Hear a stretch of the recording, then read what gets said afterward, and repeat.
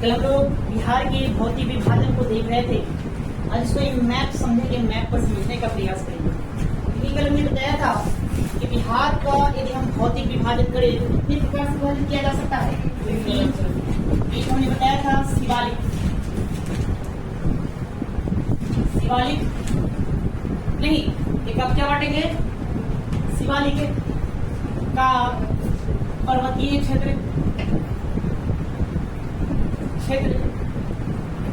दूसरा हमने बताया है ना बिहार का मैदानी या मैदानी क्षेत्र कहिए, मैदानी क्षेत्र, मैदानी क्षेत्र।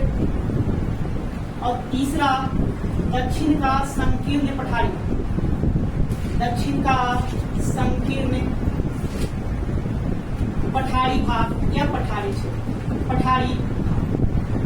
इसका हम भौतिक विभाजन 3 तरह से करेंगे। नहीं, पहले इसको मैप पर देख लेते हैं तीनों भाग क्या है। शिवालिक का पर्वतीय क्षेत्र, जानते हैं कि बिहार के उत्तर में नेपाल है, नेपाल शिवालिक श्रेणी बसा हुआ और उसी से सटा हुआ है। तो उत्तर का जो हिस्सा है वो शिवालिक श्रेणी का भाग है। आप देख सकते हैं कि उत्तर पश्चिम का ये जो हिस्सा है, जो चंपारण जिला है, ये सबसे ज्यादा ऊपर की ओर निकला हुआ है। यही शिवालिक श्रेणी का भाग है, ये शिवालिक श्रेणी का क्षेत्र कहेंगे इसको।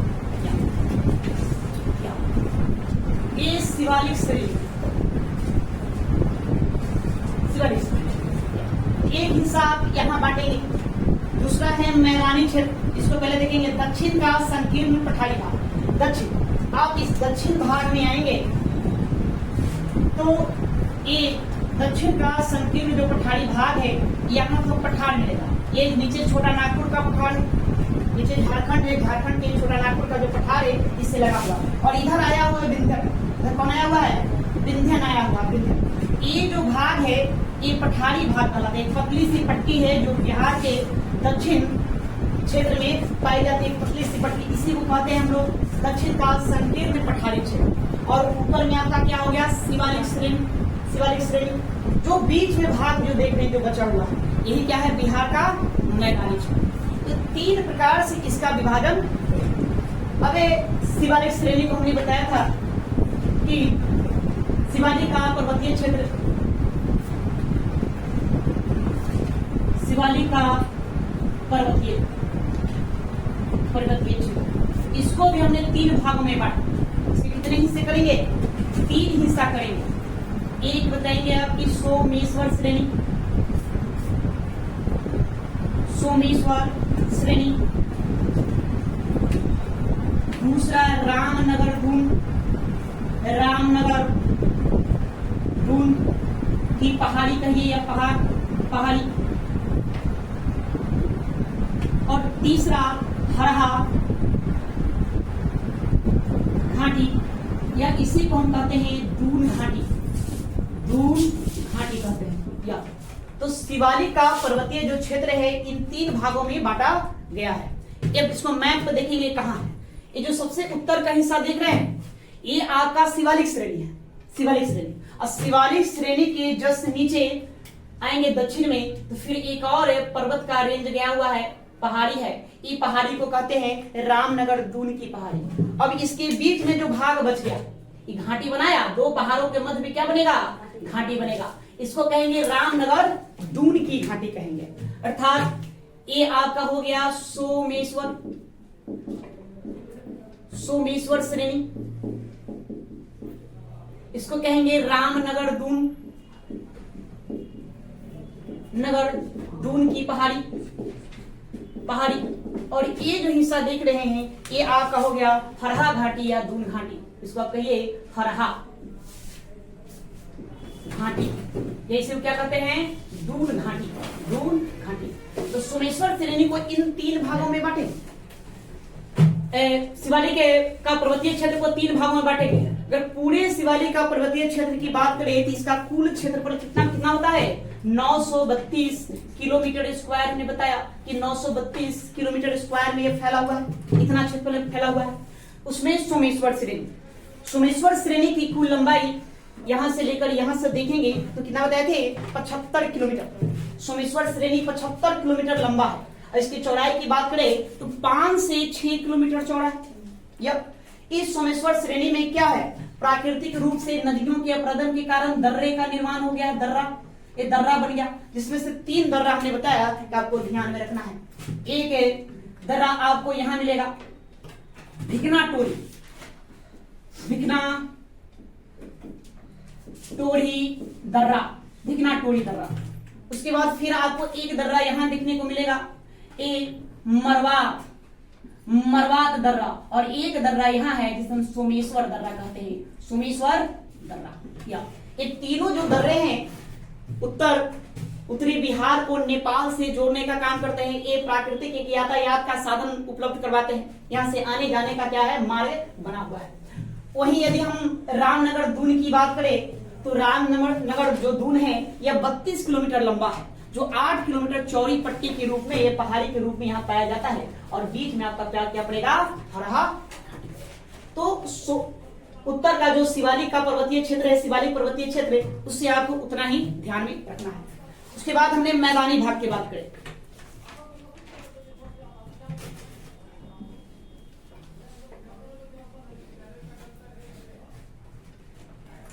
मैदानी भाग की बात करें तो बिहार का मैदानी भाग, मैदानी क्षेत्र, तो देखेंगे बीच से गया हुआ है गंगा नदी, तो गंगा नदी बिहार के मैदान को 2 भागों में बांट देता है। उत्तर में क्या कहेंगे, उत्तर का मैदान या उत्तरी बिहार का मैदान, नीचे कहेंगे दक्षिणी बिहार का मैदान, या उत्तर में कहें उत्तरी गंगा का मैदान और नीचे दक्षिणी गंगा का मैदान। या अब इस नदियों के आधार पर अगर उत्तरी बिहार की हम बात करें, पूरे अगर मैदान की भी हम बात करते हैं कि बिहार में कितना मैदान है, इसका कुल क्षेत्र हमने बताया था कि 90,600 कितना है, 56 किलोमीटर स्क्वायर है, 90,656 किलोमीटर स्क्वायर पूरा का पूरा ये मैदान पड़ता है। उसमें उत्तरी बिहार का क्षेत्रफल देखें तो 56,980 किलोमीटर स्क्वायर है, और वही दक्षिणी बिहार का देखें तो 33,670 किलोमीटर स्क्वायर है। या ठीक है ना, 90,600 कितना हो जाएगा, ओके चलिए 50 किलोमीटर स्क्वायर में फैला हुआ है, जो अपने कुल मैदानी भाग का कितना 95% ये पड़ता है। एक उत्तर में ज्यादा पड़ेगा 56,980 किलोमीटर स्क्वायर, और दक्षिण में कितना है 33,670 किलोमीटर स्क्वायर। तो उत्तरी बिहार का क्षेत्रफल देख रहे हैं, गंगा मैदान का उत्तर का जो भूभाग है उस क्षेत्रफल में क्या है, ज्यादा है, इसलिए ऊपर में ज्यादा है। अब इस मैदान को नदियों के आधार पर भी बांट दिया गया है। नदियों के आधार पर हमने बताया था कि एक देखिए, एक नदी आपका आएगा यहाँ, इधर चलिए, यहाँ ये जो क्षेत्र देख रहे हैं किशनगंज पूर्णिया होते हुए एक नदी आती है, एक नदी जो गंगा में मिलती है आकर, ये नदी का नाम है महानंदा नदी। ऐसे कई नदियां हैं, लेकिन आपको 3 नदियों को ध्यान में रखना है। एक हो गया महानंदा नदी, उसके बाद फिर हमने दूसरा आपको क्या बताया, कोसी। अब देखेंगे कोसी आ जाएगा, कोसी नदी आती है, कोसी नदी आती है। कोसी के बाद फिर यहाँ इस क्षेत्र से देखेंगे, यहाँ से आ जाती है गंडक। कौन आ जाती है, गंडक नदी आ जाती है, गंडक। और ये आपका हो गया घाघरा। नहीं, इसी के आधार पर ये द्वाब बना दिया ना, द्वाब बना दिया। इस द्वाब के आधार पर उत्तरी बिहार के जो मैदान है इसको हम 3 भागों में बांटते हैं। महानंदा और कोसी के मध्य जो नदी है इसको हम क्या कहते हैं, महानंदा कोसी द्वाब क्षेत्र। कोसी और ये हो गया आपका गंडक, इसको कहेंगे कोसी गंडक,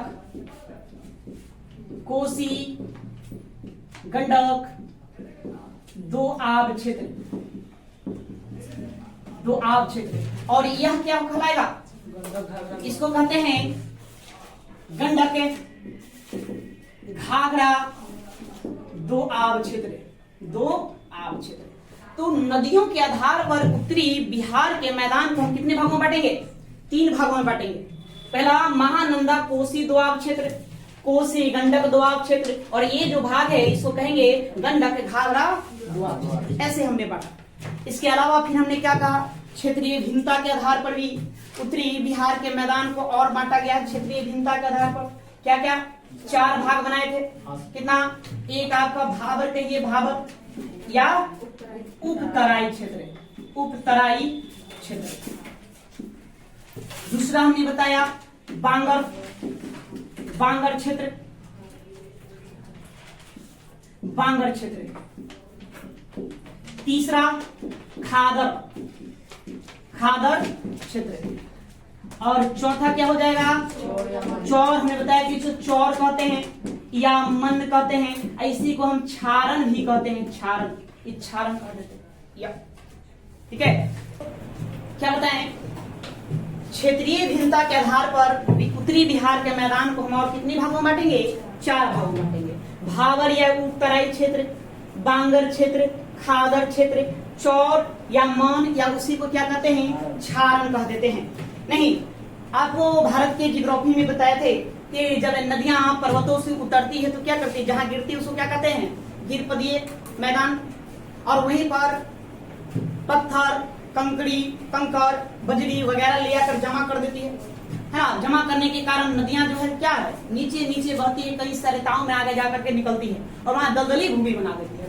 तो वही जो दलदली भूमि बनती है उसी को भावर या उत्तराई कहते हैं।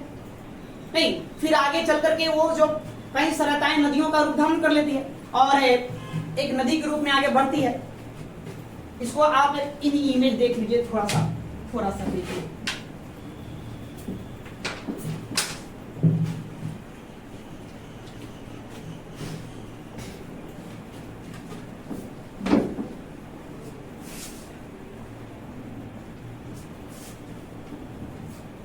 देखिए, जब नदियां पर्वतों से उतरती है, यहां से उतरेगी नदियां, तो यहाँ पर क्या करेगा? अपने साथ बहुत सारे मलबे बहा कर ले आती है और यहाँ छोटे छोटे कंकर, बजरी, पत्थर के रूप में इसको जमा कर देती है।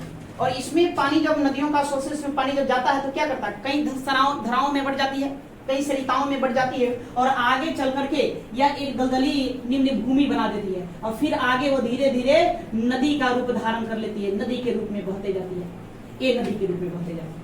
या जब नदियां नदी के रूप में बहती है तो अपने साथ क्या लाएगी? बाढ़ लाएगी। बाढ़, मान लेते हैं बाढ़ के पानी का क्षेत्र यहाँ तक आ रहा है, यहाँ तक, जहां तक बाढ़ के पानी का क्षेत्र प्रत्येक वर्ष जा रहा है, तो प्रत्येक वर्ष जहां ले बाढ़ का पानी जाएगा वहां क्या बनाएगा जी? नई मिट्टी का लेयर जमा करेगा। तो नई मिट्टी का जब लेयर जमा करता है तो इसी को क्या कहते हैं? इसको हम खादर कहते हैं। इसको हम क्या कहते हैं? खादर कहते हैं। और जो पहले कहीं बाढ़ लाया करता होगा, जिस क्षेत्र में बाढ़ ले जाया करता, लेकिन अब नहीं जाता है ना, अर्थात नई मिट्टी वहां नहीं बनती है, तो उसी को हम क्या कहते हैं? उसको हम बांगर का क्षेत्र कह देते हैं। वो बांगर क्षेत्र है और ये खादर क्षेत्र हो जाता है। फिर से समझिए, जब नदियां पर्वतों पर से उतरती है तो जहां गिरती है उसको कहते हैं गिरपदीय मैदान। वहां पर वह अपने साथ पत्थरों को बहा कर ले आती है, कंकर, बजरी वगैरह सब ले जाकर यहीं इकट्ठा कर देती है और यहाँ पानी गायब हो जाता है, दिखता नहीं है। वो नीचे नीचे बहती है, उन मतलब की पत्थरों के नीचे से वो बहती है। अब बहती हुई आगे चल करके एक क्या बनाएगी? दलदली मैदान बना देती है, दलदली सा क्षेत्र बना देगी। ये जो दलदली क्षेत्र बना देगी, इसी दलदली क्षेत्र को हम कहते हैं भावर, भावर बोलते हैं, या इसे कहेंगे उपतराई, उपतराई क्षेत्र कहते हैं। फिर नदियां आगे बहेगी, नदियां आगे बहती है, आगे बहती हुई जहां पहले बाढ़ का पानी जहां तक जाएगा, जहां तक बाढ़ का पानी जाएगा नदियों के दोनों तरफ, वहां पर क्या होगा? मिट्टियां ले जाएगी।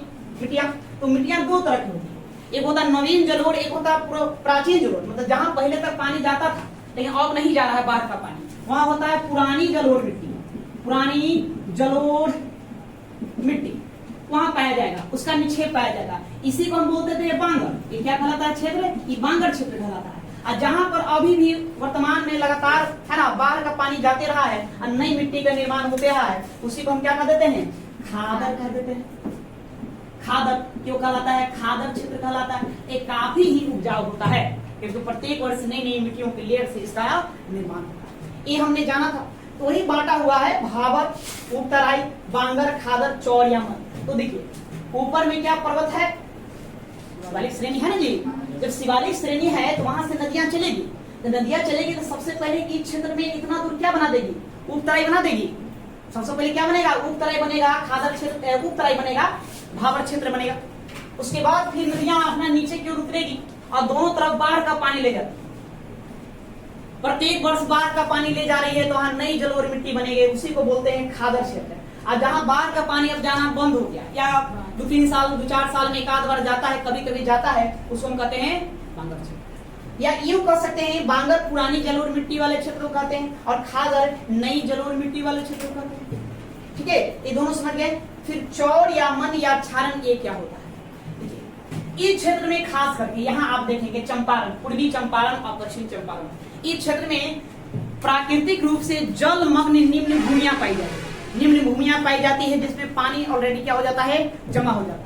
वो पानी बाहर का पानी हो या नदियों द्वारा बहा कर लेकर आई गई जो पानी हो, वो सब जमा हो जाता है। जो प्राकृतिक रूप से जमा हो जाता है, ये मीठे पानी का स्रोत होते हैं नहीं, है ना। उनका प्रयोग हम मत्स्य पालन में, सिंचाई में, पर्यटन के रूप में, इन सब चीजों के लिए करते हैं। तो उन्हीं जो प्राकृतिक, जो एक तरह से कह सकते तालाब, आप गांव देहातों में देखेंगे पोखर जिसको लोग कहते हैं, पोखर, इसका आकार बड़ा होता है, उसी को हम क्या कहते हैं, चौड़ या मन कहते हैं।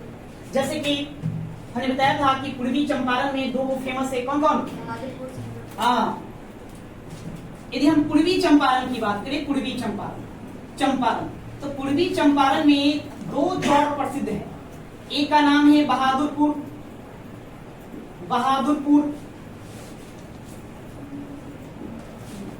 चौड़, और एक का नाम है सुंदरपुर चौड़। ये दोनों फेमस है। साथ में हमने एक बताया था कि पश्चिमी चंपारण में जाएंगे, चंपारण में, तो यहाँ आपको क्या मिलेंगे? लखनी चौड़ मिलेंगे, ठीक है, इसको हम कहते हैं लखनी चौड़। तो आपको इतना याद रखना है। साथ ही इन नदियों के द्वारा बीच बीच में नदी द्वीप भी बना दिए जाते हैं। उस नदी द्वीप को क्या कहते हैं? दियारा क्षेत्र, दियारा कहते हैं। जैसे मैंने बताया था कि एक दियारा बहुत ही फेमस है, सबसे बड़ा है, कौन सा? राघोपुर दियारा, जो कहाँ पड़ेगा? वैशाली, है ना, जो वैशाली जिला में है, राघोपुर दियारा। तो उत्तरी बिहार के मैदान को बस ऐसे ही बांटेंगे। उत्तरी बिहार का हम विभाजन इस तरह से करेंगे। उत्तरी बिहार में कहेंगे तो क्या है? एक आप कहिए कि शिवालिक हिमालय का पर्वतीय क्षेत्र है। उस पर्वतीय क्षेत्र का 3 हिस्सा है। एक सोमेश्वर पहाड़ी, रामनगर दून, हरहा घाटी या दूर घाटी। सोमेश्वर पहाड़ी 75 किलोमीटर लंबा है, जो 5 से 6 किलोमीटर की चौड़ाई में है। इसमें 3 प्राकृतिक रूप से दर्रे बने हुए, एक मरवाक दर्रा, सोमेश्वर दर्रा, अभिकना टोरी दर्रा, ये 3 बने हुए हैं। अगर इसका विस्तार पूछे तो कहां से कहां तक? इसका विस्तार पश्चिमी चंपारण जिले में है ना। यहाँ पर देखेंगे, यहाँ से आपका एक त्रिवेणी नहर निकला हुआ है, गंडक से निकाली गई त्रिवेणी नहर, और ये भिकना टोरी है। त्रिवेणी नहर से भिकना टोरी के मध्य। इसकी सबसे ऊंची चोटी बताया था, इसकी सबसे ऊंची चोटी कितना है? 880 मीटर सबसे ऊंचा है ना, जिस पर एक किला बना हुआ है। इस किले का नाम क्या है? किला नाम है, ये ध्यान में रख लेंगे। उसके बाद रामनगर दून की पहाड़ी 32 किलोमीटर लंबा है और 8 किलोमीटर चौड़ा है। इसकी भी सबसे ऊंची चोटी बताए थे कितना? 220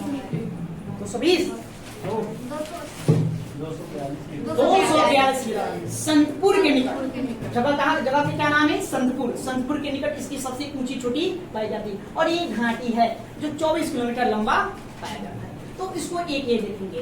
बाकी आपको क्या मिलेगा? मैदान। बाकी क्या मिलेंगे? मैदान। तो नदियों के आधार पर मैदान को कितने भागों में बांट दिए? 3 भाग बताए।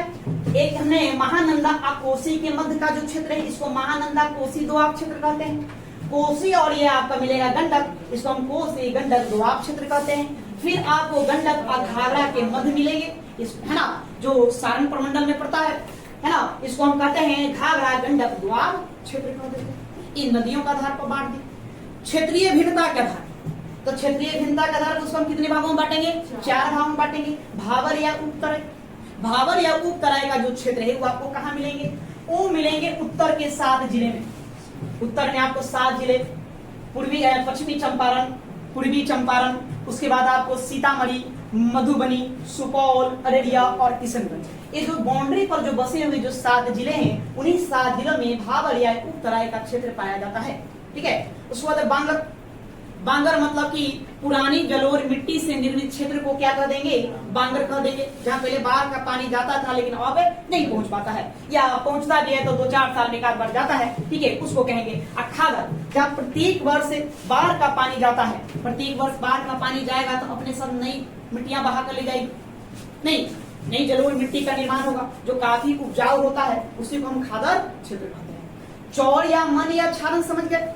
ये प्राकृतिक रूप से बनी निम्न भूमियां हैं जो जल से लबालब भरा हुआ रहता है, मतलब एक तालाब की तरह। मतलब आदमी इसको तालाब बनाया नहीं है, मतलब मानव निर्मित नहीं है, यह प्राकृतिक रूप से बना हुआ है। उसी को हम क्या कहते हैं, चौर मन या छारों कहते हैं। उसमें से एग्जाम में आपको 3 चौर के बारे में अक्सर पूछा जाता है। प्रश्न पूछेगा बहादुरपुर चौर किस जिले में, तो 2 याद रखना, बहादुरपुर चौर और सुंदरपुर चौर, ये दोनों पूर्वी चंपारण जिले में है। और पश्चिमी चंपारण में एक लखनी चौर पड़ता है, लखनी चौर है जो पश्चिमी चंपारण जिले में है। तो इस प्रकार से हम उत्तरी बिहार के मैदान को बांटे, उत्तरी बिहार को बांटे। अब ये दक्षिणी बिहार में, दक्षिणी बिहार में एक नीचे तो एक संकीर्ण पठार का पट्टी गया हुआ है, पठारी क्षेत्र है। ये पठारी क्षेत्र को छोड़ दे तो नदियों के आधार पर भी इसको हम बांटेंगे।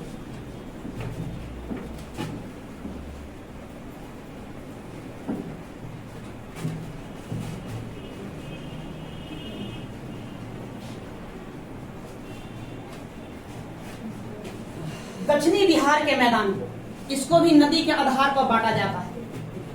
एक नदी आप देखते होंगे कि यहां से गया हुआ है, यहां से आया है कौन, सोन नदी आया है और ऐसे चलते हुए आगे सोन नदी, सोन, ठीक है, सोन। उसके बाद फिर हम देखेंगे कि इधर एक नदी और आती है क्यूल। आगे हम पढ़ेंगे, सबके बारे में अध्ययन करेंगे। क्यूल नदी, क्यूल नदी आता है क्यूल। तो सोन आ क्यूल, और इधर से आपका कौन आ गया, ये आ गया गंगा नदी है। गंगा नदी याद रखेंगे, गंगा नदी इधर से आती है ऐसे, ये आपका हो गया गंगा नदी, गंगा नहीं, और ये हो गया कौन, ये हो गया घाघरा, ये घाघरा नदी है, घाघरा, देखिए घाघरा नदी। तो देखिए बिहार कितने भाग में बांट दिए, 1 टुकड़ा, 2 टुकड़ा, 3 टुकड़ा हो गया, 3 टुकड़ा हो गया। ये जो क्षेत्र देख रहे हैं, इस क्षेत्र को हम कहते हैं भोजपुर का मैदान, भोजपुर का मैदान, मैदान जो किससे निर्मित है, एक तरफ देखें गंगा और दूसरी तरफ कौन है, सोन। गंगा सोन का दोआब क्षेत्र है, यह दोआब क्षेत्र, दोआब क्षेत्र। इस भूभाग को हम कहते हैं मगध का मैदान, मगध का मैदान, मैदान, मगध का मैदान। ये मगध का मैदान इधर हो गया सोन नदी, इधर कौन हो गया, क्यूल। तो सोन, क्यूल, क्यूल दोआब क्षेत्र, दोआब क्षेत्र, दोआब क्षेत्र, यह हो गया। और इस भूभाग को कहते हैं अंग का मैदान, इसको कहते हैं अंग का मैदान। अंग जनपद याद करें इतिहास में कहां बसा हुआ था, भागलपुर, इधर एक क्षेत्र भागलपुर का है। तो अंग का मैदान, तो अंग का मैदान या क्यूल नदी से, क्यूल नदी से राजमहल की पहाड़ी, राजमहल की पहाड़ी तक फैला हुआ है, पहाड़ी तक। यहाँ आएंगे ई कोना पर, यहाँ से हिस्सा किसमें जाकर सट जाता है, पश्चिम बंगाल आ जाएगा, यहाँ से यहाँ झारखंड और यहाँ से पश्चिम बंगाल आ जाएगा। तो पश्चिम बंगाल हम पढ़े हैं ज्योग्राफी में, भारतीय ज्योग्राफी में, राजमहल की पहाड़ियां कहाँ है, पश्चिम बंगाल में। तो राजमहल की पहाड़ियां तक ये क्षेत्र फैला हुआ है। तो दक्षिणी बिहार को हम नदियों के आधार पर बांटेंगे तो कौन कौन क्षेत्र हो गया, 3 क्षेत्र याद रखिए, भोजपुर का मैदान, मगध का मैदान, अंग का मैदान, 3 क्षेत्र हो गया। भोजपुर का मैदान गंगा सोन के दोआब से बना है, मगध का मैदान सोन क्यूल के दोआब से बना है, और अंग का मैदान क्यूल नदी से लेकर राजमहल की।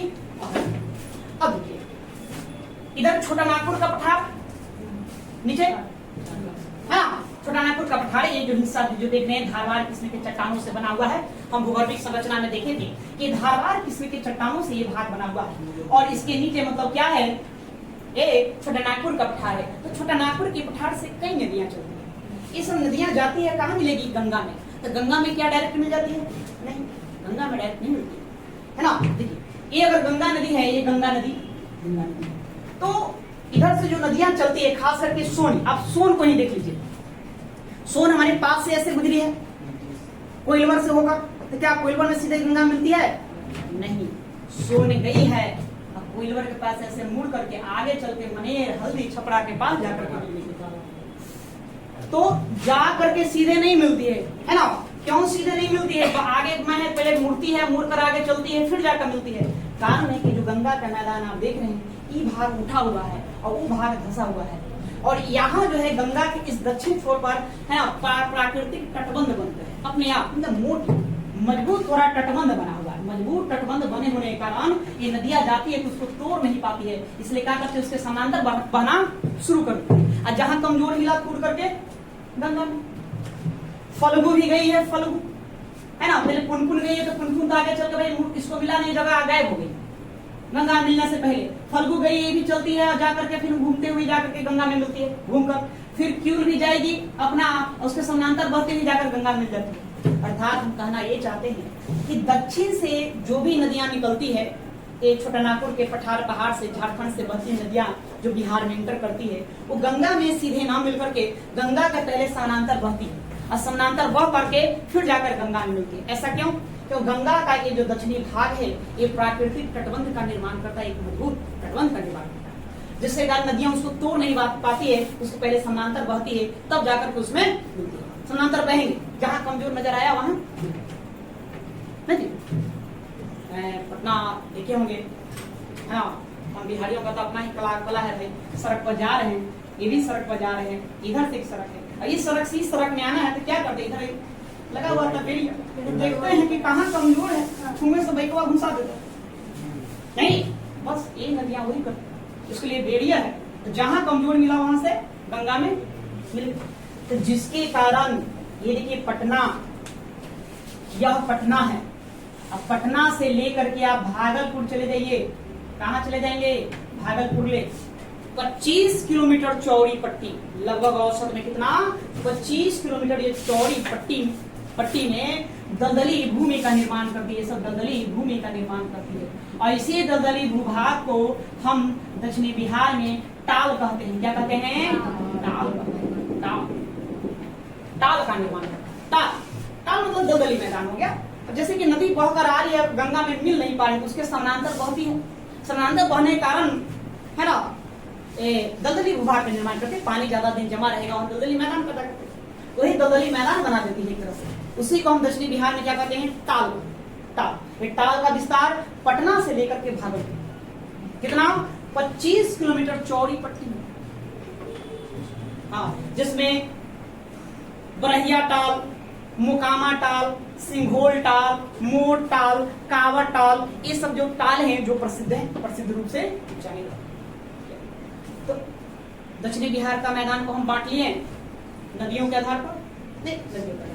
और इधर देखिए नीचे दक्षिण का संकीर्ण पठारी भाग। तो दक्षिण का संकीर्ण पठारी भाग में हमें दो पढ़ना, एक कैमूर का पठार और दूसरा खड़गपुर की पहाड़ी। कल हम बाई मिस्टेक हो गया था, कल लिख दिए थे दक्षिण के संकीर्ण पठार के दो भाग में कैमूर और रोहतास, नहीं वो गलत है, तो सुधार देंगे वहां पर। कैमूर के पठार को हम क्या कहते हैं? रोहतास का पठार। तो आपका ये जो क्षेत्र देख रहे हैं ये आपका क्या हो गया?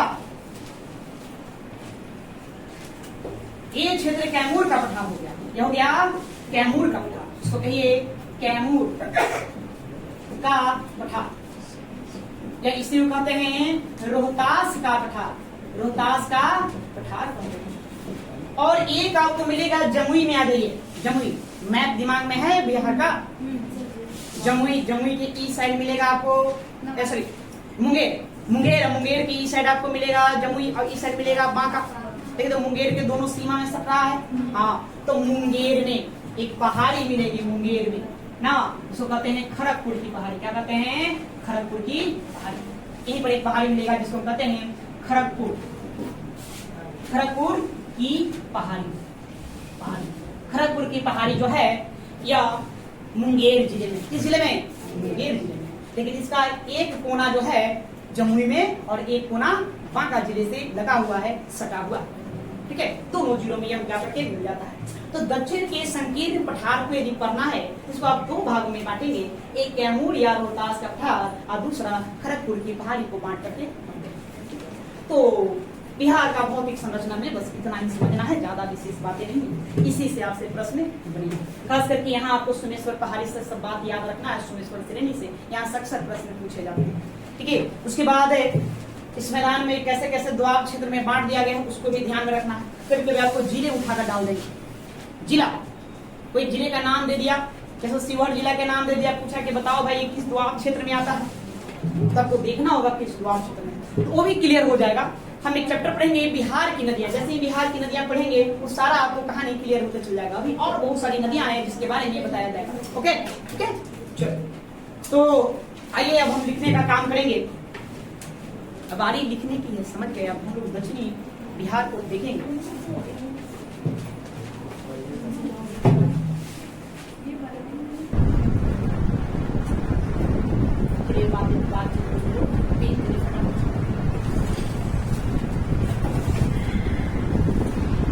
तो उत्तरी बिहार का हम लोग व्याख्या कर लिए थे, उसको लिख लेते हैं। और ये दक्षिणी बिहार, खड़े दीजिए दक्षिण बिहार का मैदान, जो समझे उसी को लेना है।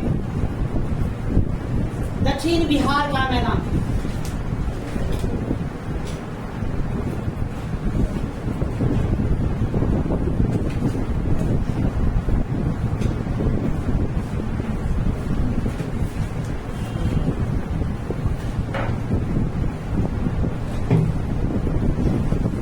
रेडी? ठीक है, देखो इसका क्षेत्रफल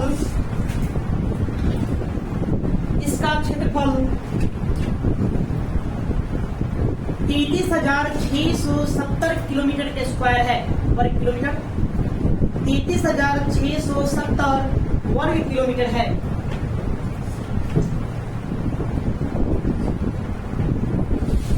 ठीक है, ये आपका क्षेत्रफल कहां से कहां तक विस्तार मिलेगा इसका? तो गंगा नदी के दक्षिण में कहां तक? छोटा नागपुर के पठारी। देखिए इसका विस्तार गंगा नदी के दक्षिण से लेकर इसका विस्तार गंगा नदी के दक्षिण से लेकर छोटा नागपुर पठार के उत्तर तक है।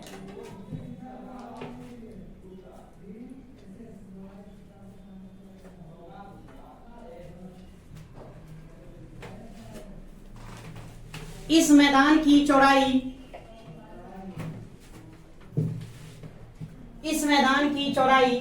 पश्चिम से पूरब की ओर घटती जाती है। देखिए पूरब में मतलब यह पतला सा है और पश्चिम में क्या है? चौड़ा है। तो पश्चिम से पूरब की ओर जाएंगे तो इसका मैदान घटती जाती है। इस मैदान की चौड़ाई पश्चिम से पूरब की ओर घटती जाती है।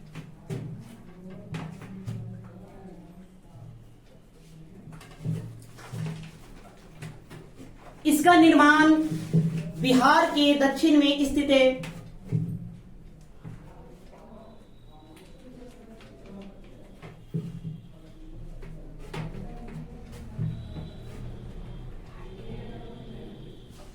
निर्माण बिहार के दक्षिण में स्थित है। पहाड़ और पठारियों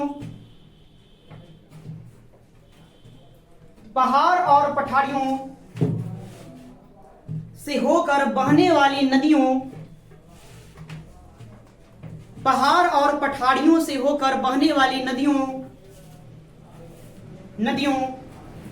के द्वारा बहा कर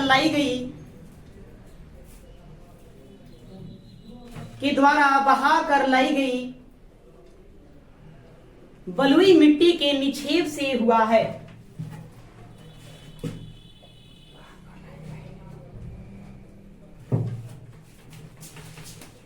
बलुई मिट्टी के निक्षेप से हुआ है।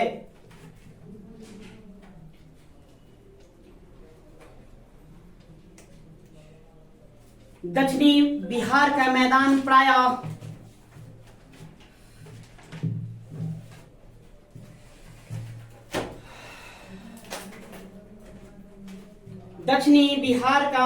प्रायः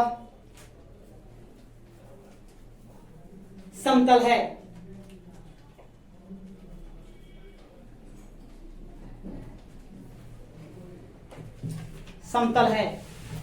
परंतु गया,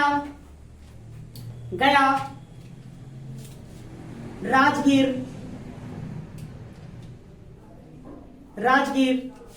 गिरिया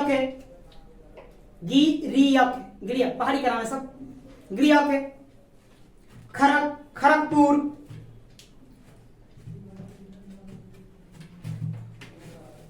खड़गपुर और बराबर की पहाड़ियां इसकी एकरूपता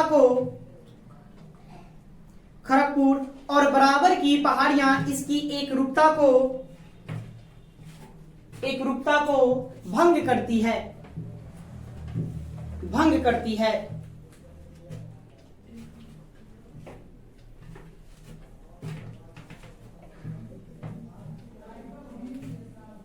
भंग करती है।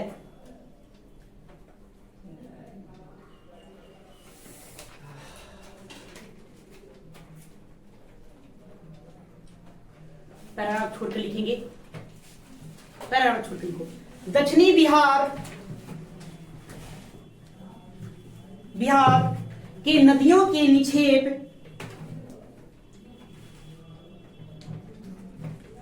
निक्षेप से प्राकृतिक तटबंध का निर्माण हुआ है।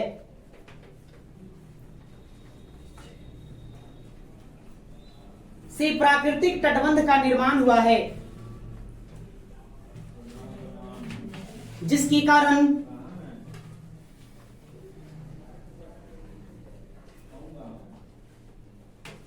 कारण दक्षिण से बहने वाली नदियां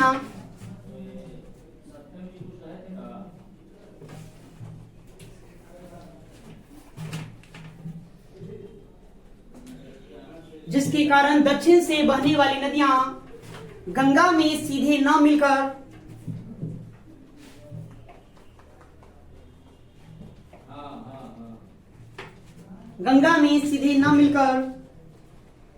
उसके समानांतर प्रवाहित होती है।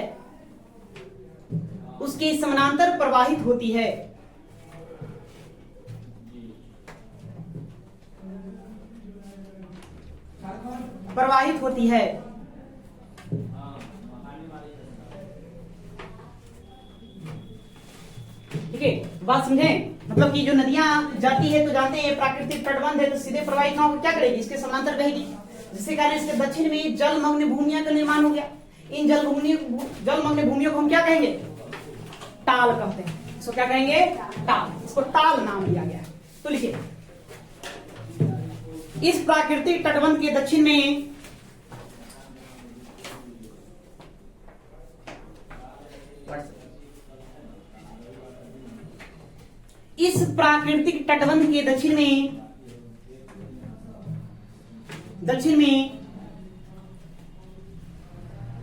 जलमग्न भूमियों का निर्माण हुआ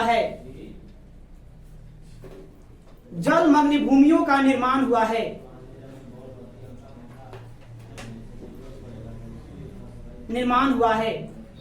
जिसे टाल कहते हैं। इसको आप टाल कहिए, टाल या ताल भी कहते हैं। क्या कहते हैं? ताल या टाल कहते हैं।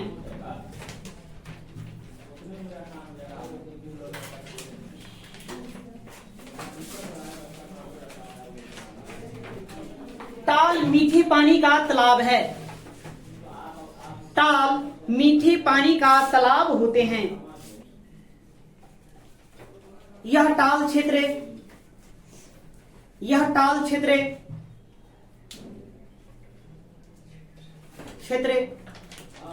पटना से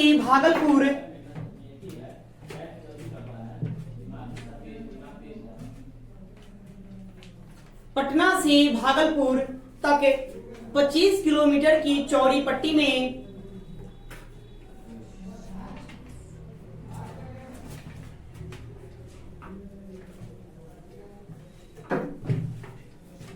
25 किलोमीटर चौड़ी पट्टी में फैले हुए हैं।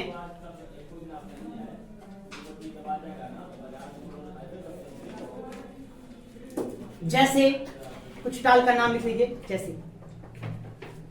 जैसे मोकामा टाल,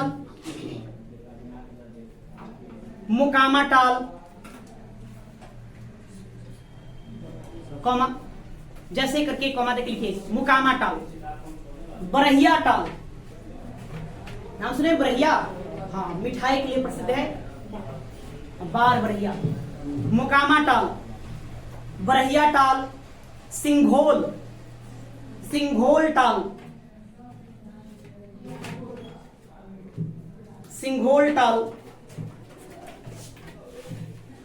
मोर टाल, हाँ, पिकॉक, मोर टाल, कावड़ टाल इत्यादि।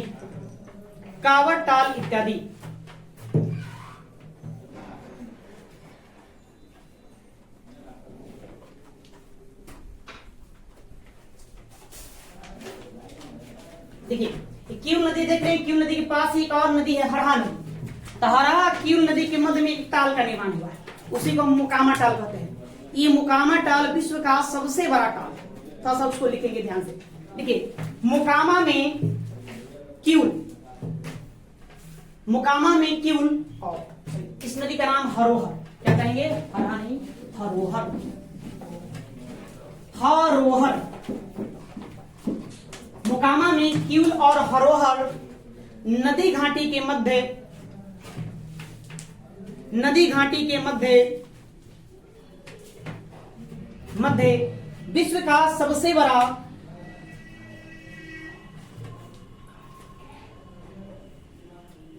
विश्व का सबसे बड़ा टाल क्षेत्र पाया जाता है।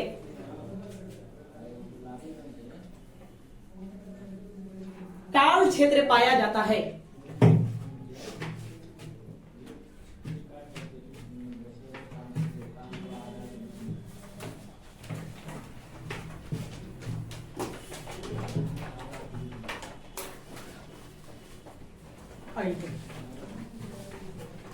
दक्षिणी बिहार के मैदान को, दक्षिणी बिहार के मैदान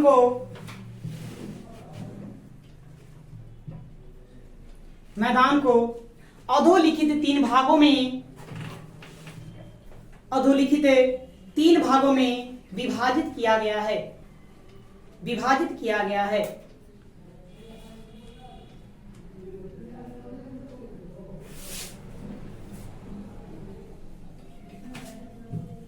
विभाजित किया गया है। डैश देकर तीनों लिख लेंगे। कौन कौन? पहला आपका हो गया भोजपुर का मैदान, गंगा और सोन का दोआब क्षेत्र। दूसरा कौन? मगध का दोआब, मगध का मैदान, सोन और कीउल का दोआब क्षेत्र। और तीसरा अंग का मैदान, कीउल नदी से राजमहल की पहाड़ी का। इसको लिखिए, तीनों लिखनी है, तीनों हो गया। चलिए देखिए, तो भौतिक संरचना तीन आधार को बांटे थे। एक पर्वतीय शिवालिक का पर्वतीय क्षेत्र, दूसरा गंगा का मैदानी क्षेत्र, और तीसरा कौन है? दक्षिण का संकीर्ण पठार। तो तीसरा आप लिखिए, उसको भी खत्म करते हैं। ज्यादा नहीं, थोड़ा सा है उसमें। हाँ, एक बार ही पढ़ो, पूरा निचोड़ पढ़ लो, ताकि बार बार पढ़ने की आवश्यकता ना पड़े। यहाँ में आप मेंस में भी आंसर राइटिंग आराम से कर सकते हैं। मेंस में प्रश्न पूछा जाता है कि बिहार का भौतिक संरचना की व्याख्या करें, तो पूरा तो कर दे रहे, पूरा आपको डिटेल से लिखवा है ना। जरूरत पड़े तो आप आंसर राइटिंग भी कर सकते हैं। बात समझ में आया? चलो लिखो, लिखिए दक्षिण का, हेडिंग लो, दक्षिण का संकीर्ण पठारी क्षेत्र।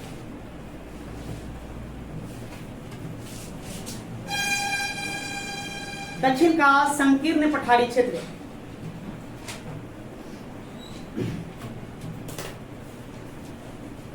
तीसरा और लास्ट लिखिए, इस पठारी क्षेत्र का विस्तार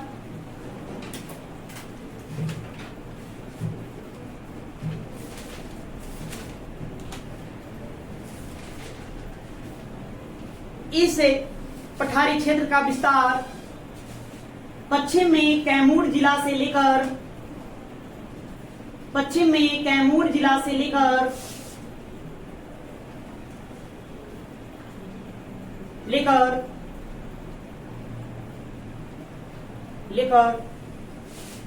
पूरब में बांका और जमुई जिले तक है।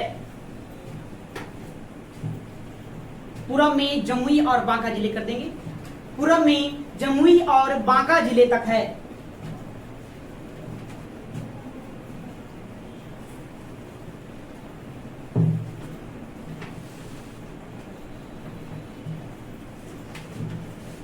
यह बिहार का सबसे प्राचीनतम भूखंड है।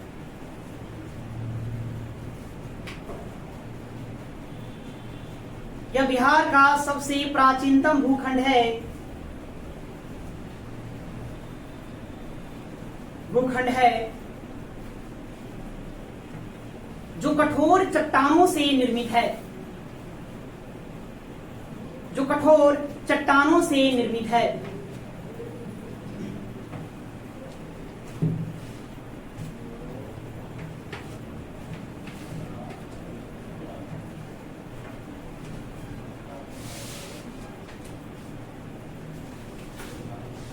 इसका विस्तार बांका, इसका विस्तार बांका,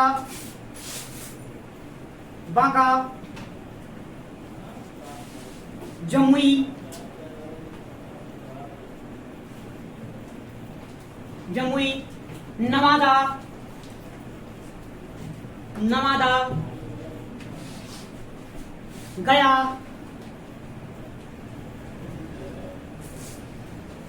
गया, औरंगाबाद, औरंगाबाद,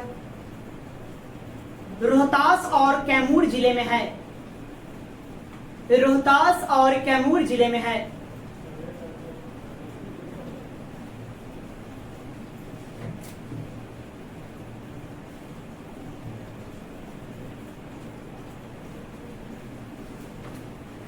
इसे दो भागों में विभाजित किया जा सकता है, इसे दो भागों में विभाजित किया जा सकता है।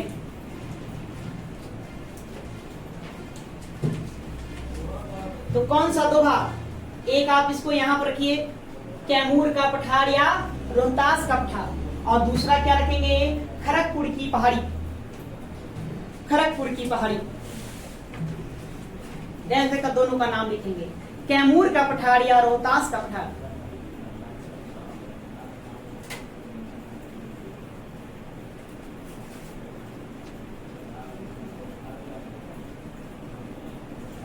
या रोहतास का पठार।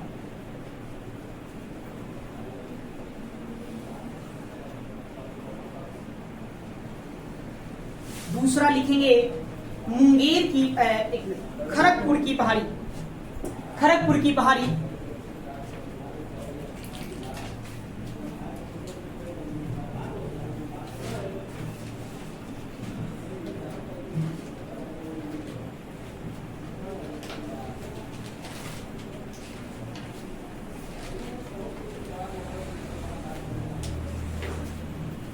दोनों का थोड़ा थोड़ा व्याख्या कर देते हैं। पहला लिखिए कैमूर का पठार और डैश देंगे, थोड़ा थोड़ा व्याख्या कर देते हैं।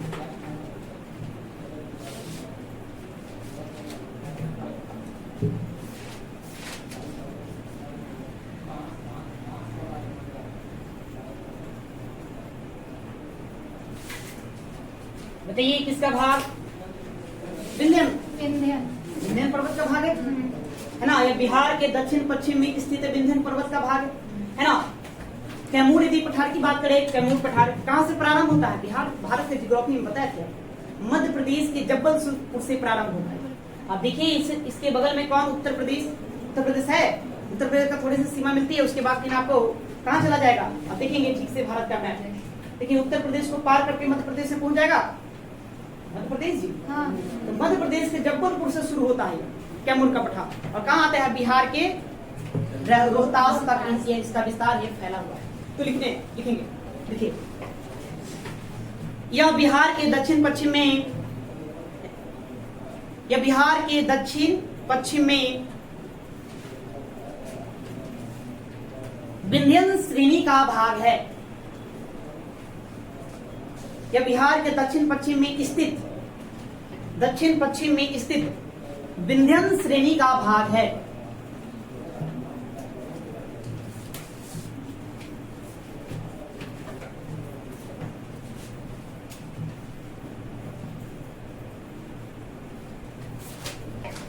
यह जबलपुर, यह जबलपुर, कुछ लिखेंगे मध्य प्रदेश, एमपी।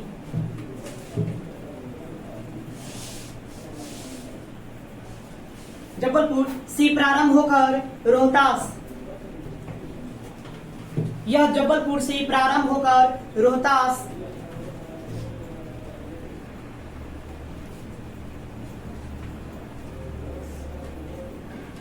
रोहतास, रोहतास कहां? बिहार तक विस्तृत है, तक विस्तृत है।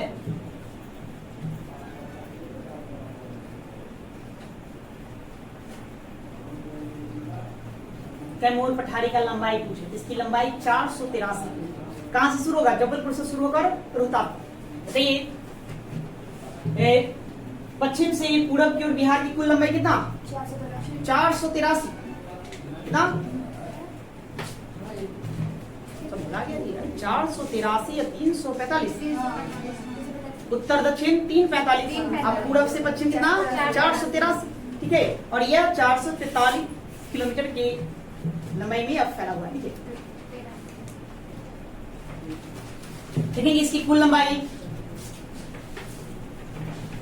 इसकी कुल लंबाई कितना लिखें 443 84 होना चाहिए, 483 गुड। देखिए इसकी कुल लंबाई 483 किलोमीटर, 483 किलोमीटर और चौड़ाई 80 किलोमीटर है। 483 किलोमीटर और चौड़ाई 80 किलोमीटर है।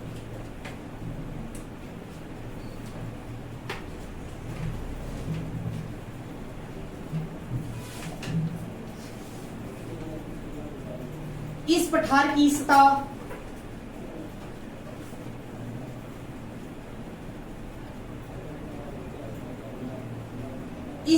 की सतह अपरदन के कारण उबड़ खाबड़ है। अपरदन के कारण उबड़ खाबड़ है।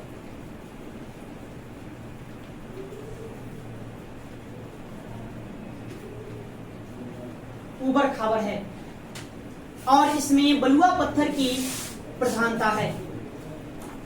और इसमें बलुआ पत्थर की प्रधानता है।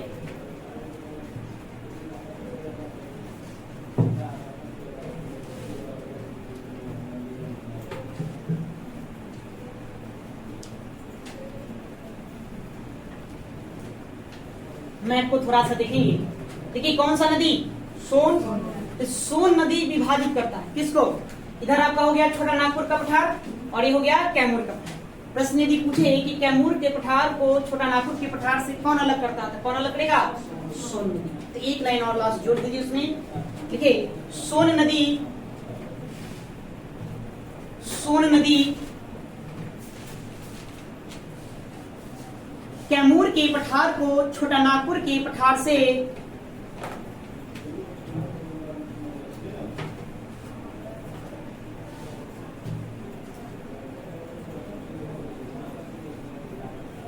छोटा नागपुर के पठार से अलग करता है, अलग करता है।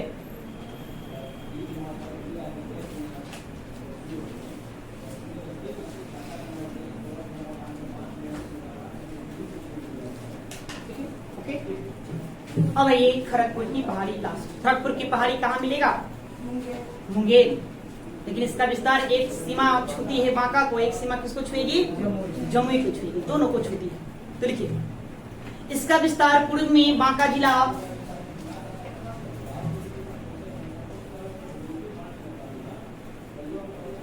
इसका विस्तार पूर्व में बांका जिला,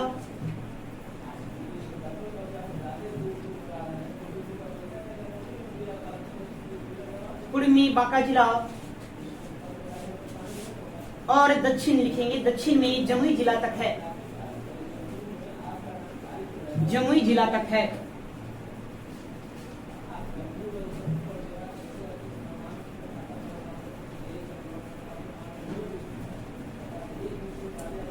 खड़गपुर की पहाड़ी मुख्य रूप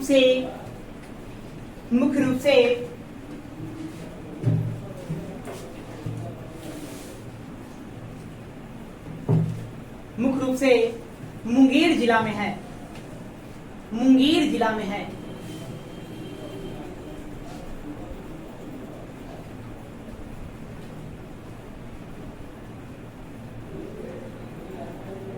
मुंगेर जिला में है। यह धारवाड़ किस्म के चट्टानों से, यह धारवाड़ किस्म के चट्टानों से निर्मित है, निर्मित है।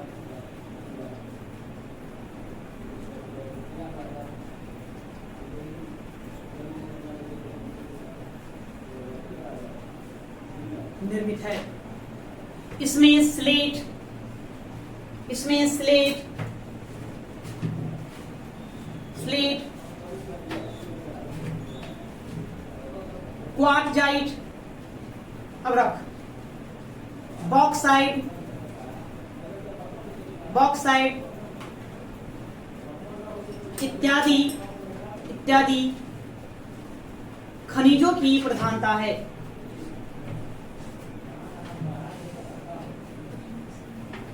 प्रधानता है।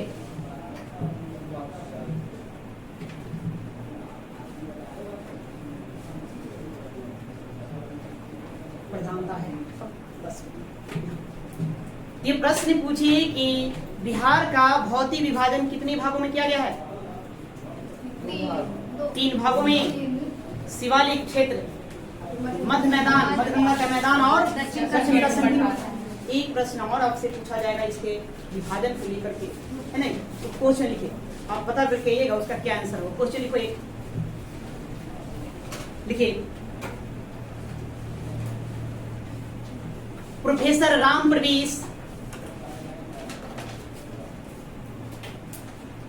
प्रोफेसर राम प्रवेश, राम प्रवेश और प्रोफेसर इनायत अहमद, और प्रोफेसर इनायत अहमद ने, इनायत अहमद ने, दोनों बिहार के ज्योग्राफी पर रिसर्च किए हैं, रिसर्चर हैं, ने प्राकृतिक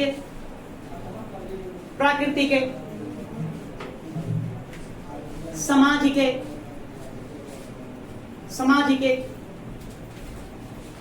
और सांस्कृतिक आधार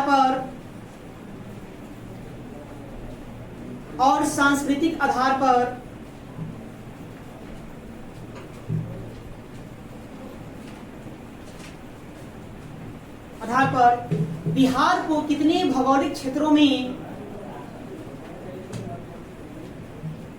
बिहार को कितने भौगोलिक क्षेत्रों में